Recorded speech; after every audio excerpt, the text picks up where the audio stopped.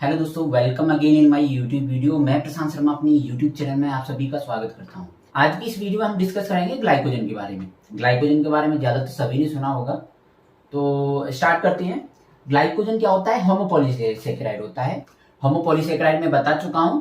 होमोपॉलीसेकेराइड वो पॉलीसेकेराइड होती हैं जिसमें सिंगल काइंड ऑफ मोनोसेकेराइड मिलती हैं, या ऐसे पॉलीसेकेराइड जो सिंगल काइंड ऑफ मोनोसेकेराइड से मिलकर बनी होती है उन्हें होमोपॉलीसेकेराइड बोलते हैं। ओके, दूसरा पॉइंट है ग्लाइकोजन जो है वो स्टोरेज पॉलीसेकेराइड होता है। जैसे कि प्लांट्स के अंदर स्टार्च स्टोरेज पॉलीसेकेराइड की तरह काम करता है, ऐसे ही एनिमल्स के अंदर जो ग्लाइकोजन है वो स्टोरेज पॉलीसेकेराइड की तरह काम करता है। जब भी बॉडी के अंदर ग्लूकोज का अमाउंट बढ़ जाता है तो जो ग्लूकोज है वो कन्वर्ट होता है ग्लाइकोजन के अंदर और ग्लूकोज स्टोर हो जाता है ग्लाइकोजन की फॉर्म में। ओके, नेक्स्ट पॉइंट है ग्लाइकोजन जो है ब्रांच पॉलीसेकेराइड होता है। जैसे कि स्टार्च में मैंने बताया था, स्टार्च भी ब्रांच पॉलीसेकेराइड होता है, लेकिन स्टार्च के अंदर दो प्रकार की यूनिट होती है, अमाइलोज और amylopectin. Amylose means linear form नहीं मिलता है उसमें, साथ साथ ब्रांच फॉर्म नहीं मिलता है। लेकिन ग्लाइकोजन के केस में ओनली ब्रांच फॉर्म मिलती है, मतलब अमाइलोपेक्टिन जो 95 से 98% पार्ट होता है ग्लाइकोजन का, वो अमाइलोपेक्टिन ही होता है। मतलब ब्रांचिंग, मल्टीपल ब्रांचिंग होती है इसमें। अब जहां पर ब्रांचिंग होंगी वहां पे दो प्रकार के बॉन्ड मिलेंगे, अल्फा 1,4 ग्लाइकोसिडिक बॉन्ड और अल्फा 1,6 ग्लाइकोसिडिक बॉन्ड। यहाँ पर जो बॉन्डिंग होती है वो दोनों प्रकार की मिलती है, अल्फा 1,4 ग्लाइकोसिडिक बॉन्ड और alpha 1,6 glycosidic bond. Alpha 1,6 glycosidic bond जो है वो ब्रांचिंग में हेल्प करता है। नेक्स्ट पॉइंट है, इसमें ग्लाइकोजन के अंदर जो ब्रांचिंग है वो एवरी 8 to 12 रेजिड्यू पे होती है।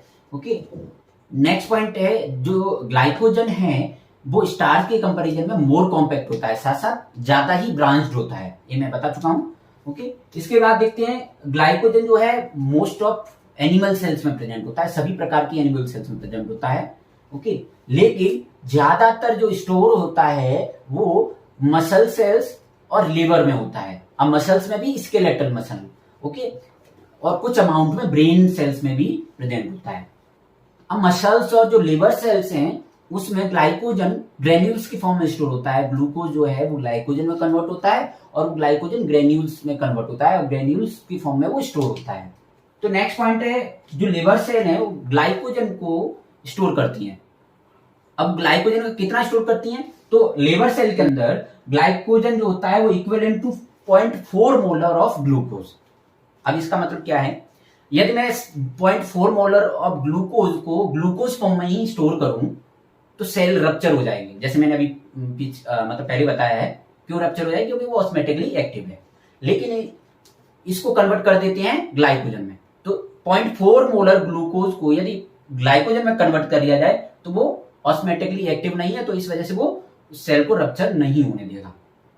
ओके, अच्छा, एक और चीज है, इसमें ब्रांचिंग कैसी होती है? जैसे स्टार्च में मैं बताया था ब्रांचिंग का कॉन्सेप्ट सेम ग्लाइकोजन के अंदर है ब्रांचिंग का कॉन्सेप्ट। इसमें अल्फा 1,4 ग्लाइकोसिडिक बॉन्ड मिलता है और अल्फा 1,6 ग्लाइकोसिडिक बॉन्ड मिलता है। दो अल्फा डी ग्लूकोज आपस में अल्फा 1,4 ग्लाइकोसिडिक बॉन्ड बनाते हैं। तो ऐसे ही नंबर ऑफ ग्लूकोज मॉलिक्यूल हैं वो आपस में अल्फा 1,4 ग्लाइकोसिडिक बनाते हैं और ब्रांचिंग में अल्फा 1,6 ग्लाइकोसिडिक बॉन्ड बनाते हैं। इसके साथ साथ मैं आपको कुछ इंपॉर्टेंट पॉइंट बताता हूं। जब ग्लूकोज ग्लाइकोजन में कन्वर्ट होता है तो इस प्रोसेस को बोलते हैं ग्लाइकोजेनेसिस। जेनेसिस वर्ड मतलब सिंथेसिस, तो ग्लूकोज से ग्लाइकोजन बनना या ग्लाइकोजन का सिंथेसिस होना ग्लाइकोजेनेसिस कहलाता है। और जब ग्लाइकोजन से ग्लूकोज बनता है तो ग्लाइकोजेनोलाइसिस बोलते हैं। तो लाइसिस मतलब ब्रेकडाउन, तो ग्लाइकोजन जब ब्रेकडाउन होकर के ग्लूकोज बनाता है तो उसे ग्लाइकोजेनोलाइसिस बोलते हैं। अब ग्लूकोजेनेसिस कब बढ़ता है और ग्लाइकोजेनोलाइसिस कब बढ़ता है? तो ये हार्मोनल डिपेंडेंट है। जब बॉडी में इंसुलिन का अमाउंट ज्यादा हो जाता है तो ग्लूकोज ग्लाइकोजन में कन्वर्ट हो जाता है या ग्लाइकोजेनेसिस का प्रोसेस इंक्रीज हो जाता है। वही ज्यादातर लिवर सेल और मसल सेल्स में होता है।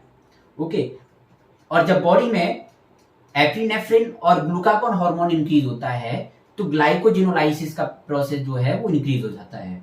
मतलब ग्लाइकोजन ब्रेक डाउन होकर के ग्लूकोज बढ़ा देता है। तो एपिनेफ्रिन हार्मोन और ग्लूकागोन हार्मोन जब सीक्रेट होता है जब बॉडी को क्या होती है, ग्लूकोज की रिक्वायरमेंट होती है। तो आई होप ये कॉन्सेप्ट और ये वीडियो आपको अच्छा लगा होगा। ये वीडियो यदि आपको अच्छा लगा है तो इस वीडियो को शेयर जरूर करें, चैनल को सब्सक्राइब करें, लाइक करें, कमेंट करें। Thank you.